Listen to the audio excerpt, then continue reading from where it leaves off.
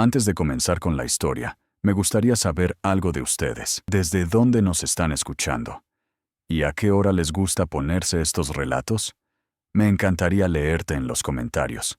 Y ahora sí, apaga las luces, súbele al volumen. Mi nombre es Ramiro, trailero desde hace más de 20 años. He cruzado casi todo México con mi camión, desde las costas de Veracruz hasta los desiertos de Sonora. Pero lo que voy a contarles pasó en una ruta que juré no volver a tomar nunca más. No por miedo, sino por respeto. Todo comenzó con un viaje aparentemente normal, un cargamento de materiales de construcción desde Ciudad de México hasta León, Guanajuato.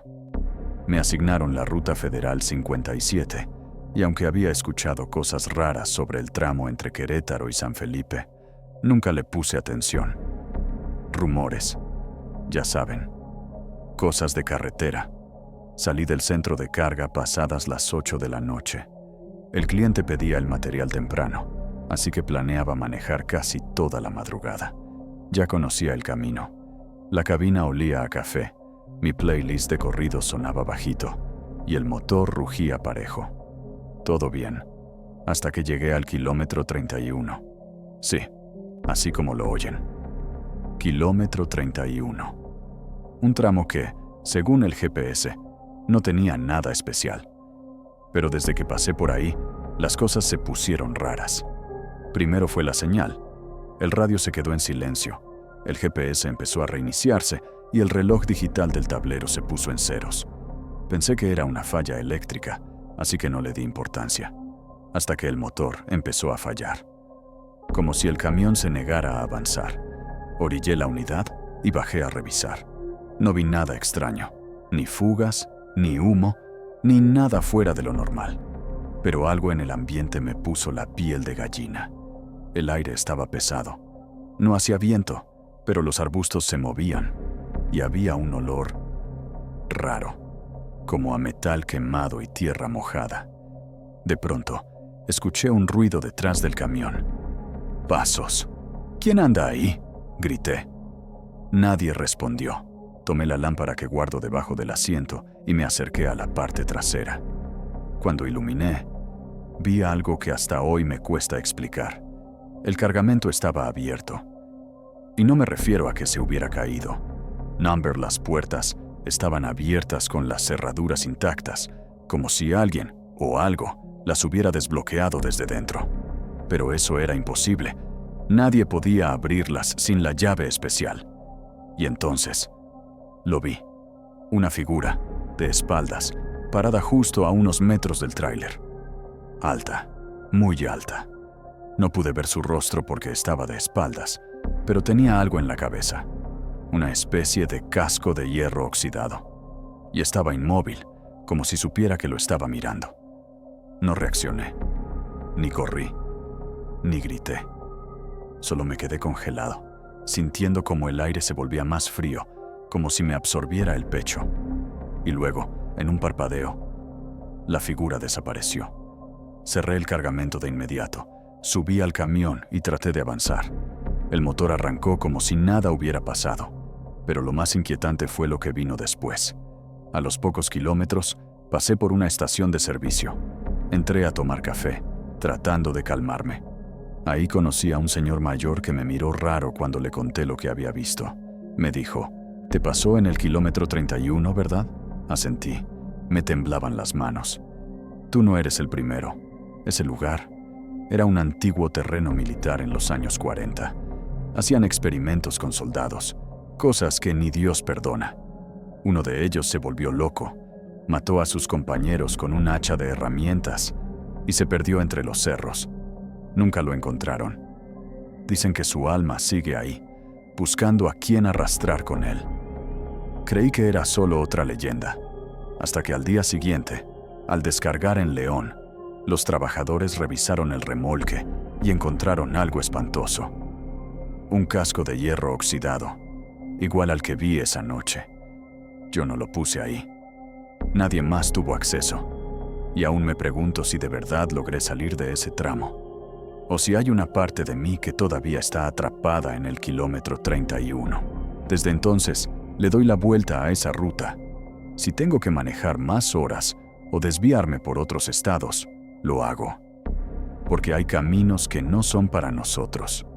Hay tramos de esta tierra donde el tiempo se tuerce y la muerte te espera con uniforme viejo y la mirada perdida. Y si alguna vez, en una noche sin estrellas, te toca pasar por el kilómetro 31, no te detengas. Pase lo que pase, no te bajes. Porque hay cosas que no quieren ser vistas, solo quieren que las acompañes. Llevo casi 2 décadas manejando tráiler por las carreteras del norte de México. Sonora, Chihuahua, Baja. Ya me sé de memoria hasta los baches. He visto de todo. Accidentes brutales, retenes falsos, animales cruzándose sin aviso. Pero nunca algo como lo que viví esa madrugada. Esto que voy a contar me pasó hace unos meses, pero todavía lo sueño. Me despierto empapado en sudor, con la garganta seca, como si mi cuerpo supiera que me acerqué a algo que no era de este mundo. Eran casi las 3 de la mañana. Había salido de Hermosillo rumbo a Nogales, cargado de autopartes. El plan era llegar antes de las 7 para evitarme el tráfico de los cruces. El camino estaba solitario, muy solitario.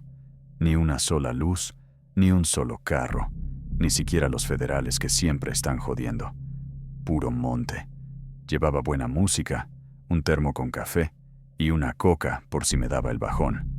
Todo iba bien, hasta que vi que el medidor de diésel estaba peligrosamente bajo. Me pareció raro, porque yo siempre salgo con tanque lleno. Revisé los papeles, y sí, lo había llenado antes de salir. Pero ahí estaba la aguja, casi en rojo. Decidí no entrar en pánico. Pensé que si bajaba un poco la velocidad y dejaba de forzar el motor, tal vez podría llegar a Magdalena o Imuris. Pero no había señal, y la radio del tráiler solo hacía ruidos raros, como si alguien hablara bajito, pero en otro idioma. Fue ahí que vi el anuncio, un letrero oxidado, apenas iluminado por las luces altas del tráiler. Gasolinera Santa Teresa, 500 metros. No la reconocí. Y eso ya era una bandera roja, porque uno termina conociendo cada parada en estas rutas. Nunca había escuchado de una Santa Teresa. Frené un poco, y ahí estaba, una entrada de terracería a la derecha, con un arco de metal todo doblado, que alguna vez tuvo luces, pero ahora estaba invadido por zarzas. Dudé unos segundos, pero el motor me tosió, y el tablero parpadeó. No tenía muchas opciones. Entré. La gasolinera estaba completamente sola. 2 bombas viejas, una tienda oscura con vidrios rotos y una oficina al fondo con una luz parpadeante, como de foco fluorescente, ya a punto de morir. Era como si el lugar hubiera estado cerrado años, pero alguien se empeñara en mantenerlo respirando apenas. Apagué el motor, bajé con mi linterna y caminé hacia la bomba. Había un frío raro, seco, como si el aire estuviera muerto. Metí la boquilla y, para mi sorpresa, la bomba encendió sola. Empezó a marcar los litros y el total, como si alguien desde dentro lo activara. Ahí fue cuando lo vi. Dentro de la tienda, parado justo en medio de la oscuridad, había un hombre. No se movía, no hacía nada, solo estaba ahí, viéndome. Llevaba una gorra vieja de Pemex, el uniforme sucio y un cinturón de herramientas que no colgaban, flotaban. Y su cara no era que estuviera cubierta por sombras, era más bien como si no tuviera cara, como si la oscuridad fuera parte de él. Quise hablar, pero la garganta me falló. La linterna empezó a parpadear y me temblaba la mano. Me quedé congelado. El tipo, o lo que fuera, levantó lentamente el brazo y me señaló. En ese instante, las luces de toda la gasolinera se apagaron. La bomba se detuvo con un golpe seco. Todo quedó en silencio. Pero no un silencio normal. Era un vacío. Un silencio que dolía en los oídos. Sentí que algo venía detrás de mí. No lo vi, pero lo sentí. como si la misma oscuridad se despegara de las paredes y empezara a caminar. Corrí. Ni siquiera recuerdo si colgué la manguera. Solo subí al tráiler, encendí el motor, que milagrosamente respondió, y aceleré como si el mismo diablo me viniera siguiendo. No miré por los espejos. No quería ver. Media hora después, llegué al primer retén. Frené de golpe, bajé temblando y le conté lo que me pasó al guardia. El tipo, que no era ningún niño, me escuchó en silencio. Al final, se me quedó viendo con una seriedad pesada y me dijo: esa gasolinera, Santa Teresa, lleva cerrada desde el 98. Mataron a un trailero ahí. Lo asaltaron, lo apuñalaron y lo dejaron desangrarse frente a la tienda. El que lo mató fue un empleado que había sido despedido esa misma semana. Después, el tipo se encerró en la oficina y se pegó un tiro. ¿Y por qué sigue ahí?, le pregunté. Nadie ha podido demolerla. Dicen que los albañiles que lo intentaron no volvieron a ser los mismos. Algunos ni siquiera terminaron. Se fueron, mudos, pálidos. Uno acabó en el psiquiátrico. Me fui de ahí con el alma en la garganta. Todavía tenía que cruzar la frontera, pero algo dentro de mí ya no estaba igual. Desde entonces, no me detengo en lugares que no reconozco, por más cansado o escaso de combustible que esté.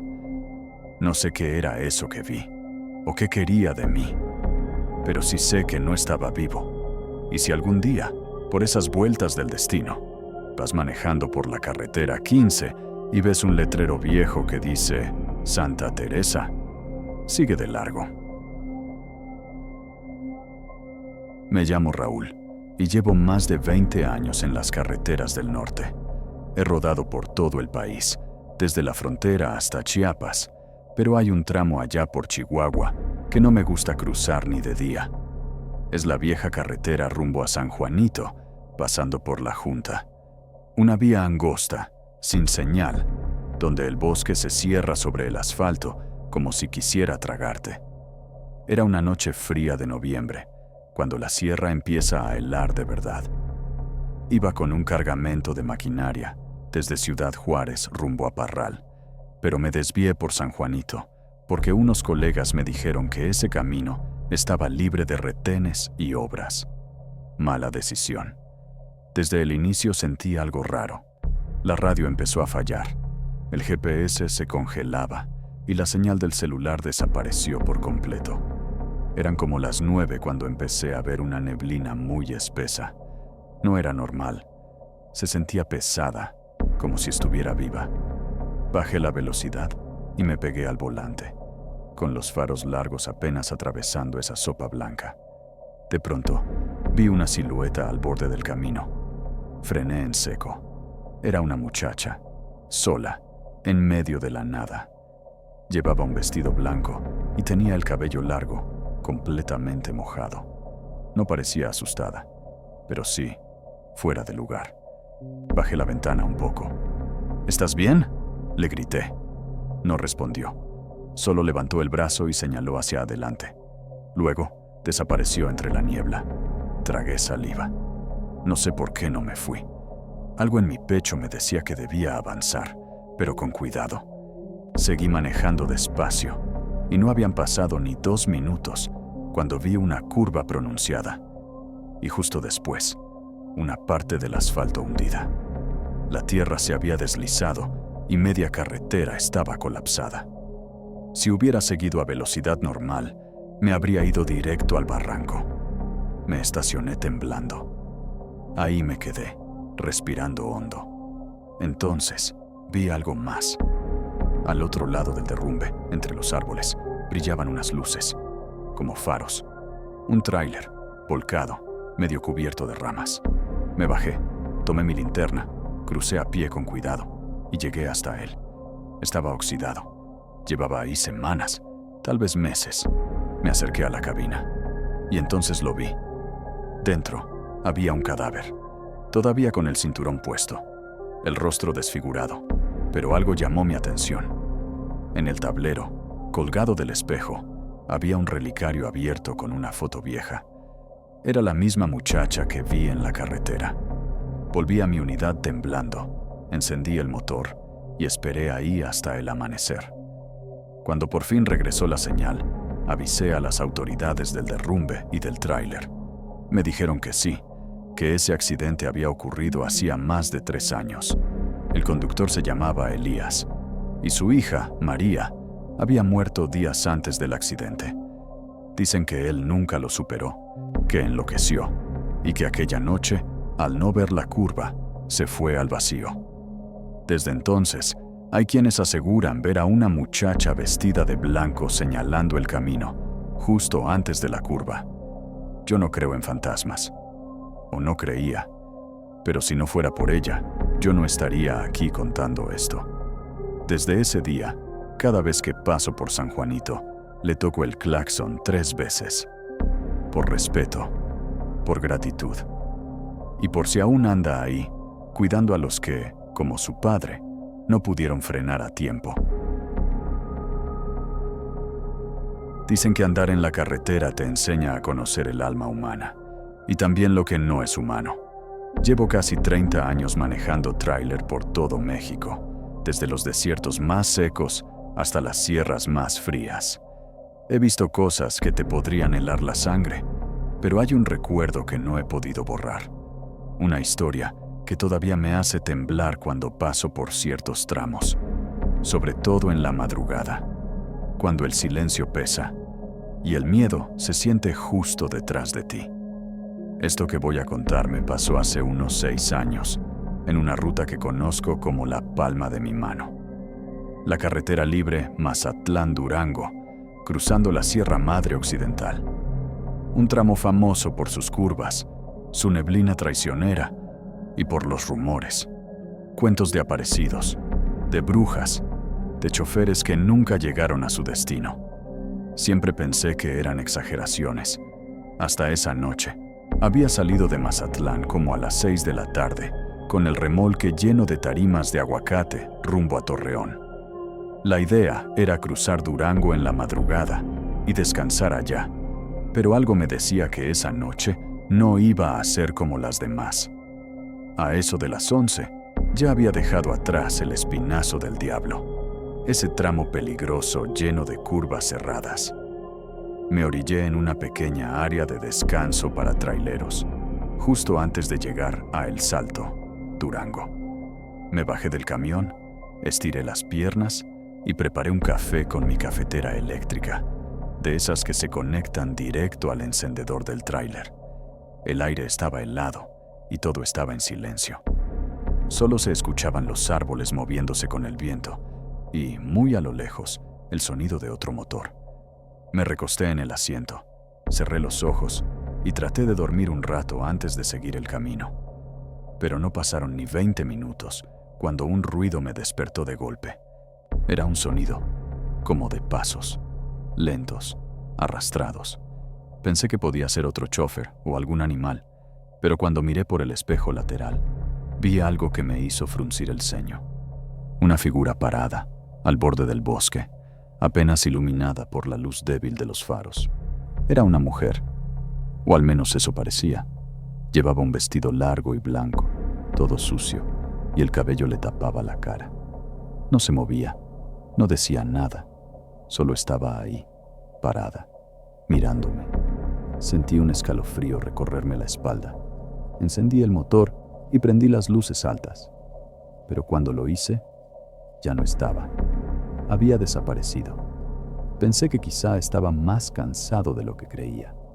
Me persigné, tomé otro trago de café y decidí seguir. No me gusta quedarme donde el instinto me dice que algo no anda bien. Pasaron unos 20 minutos. Ya estaba otra vez en carretera, concentrado, música bajita y los faros alumbrando apenas unos metros entre la neblina. De repente, algo cruzó el camino. Frené de golpe. Era la misma mujer, parada en medio de la carretera. Bajé la ventana y le grité: «Señora, está bien. Muévase. Puede lastimarse». Pero no contestó. Solo se quedó quieta. Tomé mi lámpara, bajé del tráiler con el corazón latiendo fuerte y me acerqué con cuidado. Cuando estuve a unos 5 metros, me di cuenta que no tenía pies, estaba flotando. Su vestido no tocaba el suelo, y en ese momento levantó la cabeza. Su cara no tenía ojos, solo unas cuencas negras, vacías. Grité, solté la lámpara y corrí al tráiler como pude. Cerré con seguro, metí reversa como loco y aceleré con todo lo que daba el motor. No quise mirar por los espejos. Llegué a un retén unos 20 minutos después, temblando. Me bajé del tráiler sin poder hablar bien. Los soldados me vieron raro y uno me preguntó si estaba bien. Solo les dije que había alguien en la carretera, pero no me creyeron. Pensaron que me había asustado por algún asalto. Dormí esa noche en la base militar con su permiso. Me prestaron un catre y ahí me quedé hasta que amaneció. Al día siguiente, cuando llegué al restaurante de Doña Mago, una señora que atiende a los choferes en El Salto, me animé a contarle lo que había visto. Ella me escuchó en silencio y luego me dijo algo que todavía me pone la piel de gallina. No eres el único. Esa mujer murió hace años. Dicen que un trailero borracho la atropelló en esa misma curva.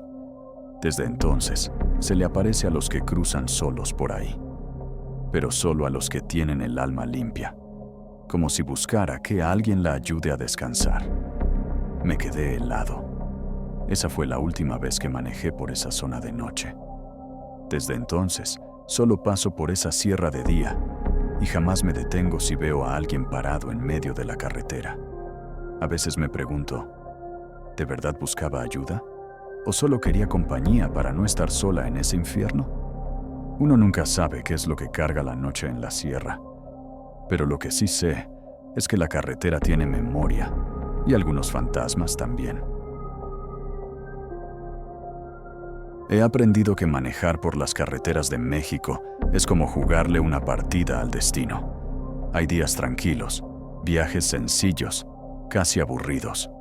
Y luego hay noches como la que me tocó vivir en la carretera 175, entre Oaxaca y Tuxtepec. Una noche que me marcó. Una noche que, aún hoy, me da miedo recordar. Me llamo Ernesto. Tengo 53 años y llevo más de la mitad de mi vida arriba de un tráiler. He manejado por casi todo el país, desde Baja California hasta Chiapas. He visto accidentes, asaltos, derrumbes, tormentas, de todo. Pero lo que viví esa madrugada en la sierra de Oaxaca no tiene explicación lógica. Era finales de octubre, justo antes del Día de Muertos. Llevaba un cargamento de fertilizantes desde Veracruz hasta la zona del Istmo. Me tocó tomar la 175 por instrucciones de la empresa. Una ruta más directa, pero más peligrosa. Estrecha, llena de curvas, con pueblos pequeños que aparecen de pronto entre la neblina. Salí tarde de Jalapa de Díaz por un retraso en la carga, así que iba manejando en plena noche. El reloj marcaba las 2:17 de la mañana cuando pasé por San José Chiltepec. Había una niebla densa como no la había visto en mucho tiempo. Parecía un mar blanco tragándose todo a su paso. Bajé la velocidad, encendí las luces antiniebla y puse un disco de corridos bajito, nomás para no dormirme. En esos tramos, uno se siente solo. No hay señal de celular, no hay luces, solo voz, el motor y el camino. Y entonces, empecé a escuchar algo extraño. No venía del estéreo, era como un canto, suave, femenino, como una canción de cuna, pero triste, muy triste.